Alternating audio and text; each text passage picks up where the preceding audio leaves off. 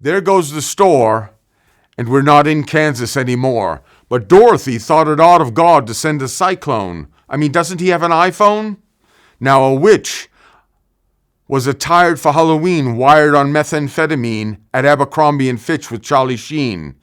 Then in a spell, the wind lifted Dorothy's house in a twister, and it drifted until it fell on the bad witch's sister. But Dorothy had then gone too far into the endeavors of Wonderland to ever understand that she could have been a star like Judy Garland. Now suddenly, a good witch floated on a beam out of the surreal, and remote dreams were about to become real. But the Tin Man couldn't tell if it was a Barbie doll or just a Barbitol. Now witches are usually haunted rogues, but this one sauntered right out of the cover of Vogue, draped in granola, full throttle, shaped like the original Coca-Cola bottle.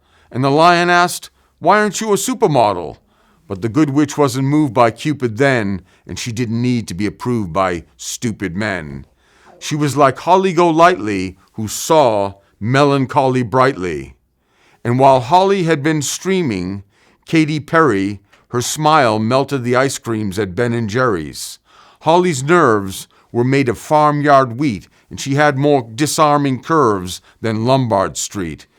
She was an MGM matinee production, not just creme brulee on liposuction. She had a cat named Carpe Diem, but just the same, we never did see him.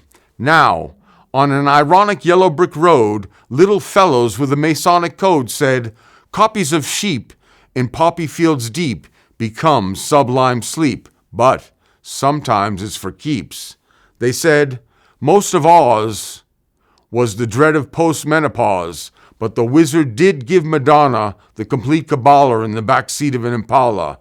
Yet the Scarecrow should have paused before he set off to Oz for a brain, because it can be a subconscious ball and chain that only Freud could explain when he wasn't paranoid on cocaine. It was the fall of mankind for certain, and that wasn't Monty Hall behind the curtain. As some winged monkeys who had become Stephen King junkies couldn't beset the Taliban, yet they did get Lindsay Lohan. Then Scarecrow became a ball of flame when all the fat kids at the mall thought it was a video game, and Dorothy advised them to work on their pecs, but they thought exercise was text.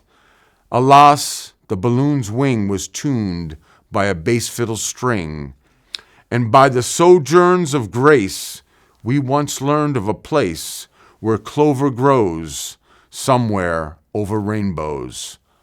Now Holly, who dappled in metaphors at Apple stores, tilted her Vanderbilted head and said, "We now navigate in the pith of microstates with Bill Gates. I'll get you a taxi on the screen and send you back to Kansas on the fax machine." Now it seemed Dorothy returned from the dream of sojourns, and she told them the story, but Aunt Em thought of a reformatory in town until she looked down. "Dorothy, you little day tripper, where on eBay did you get those ruby slippers?"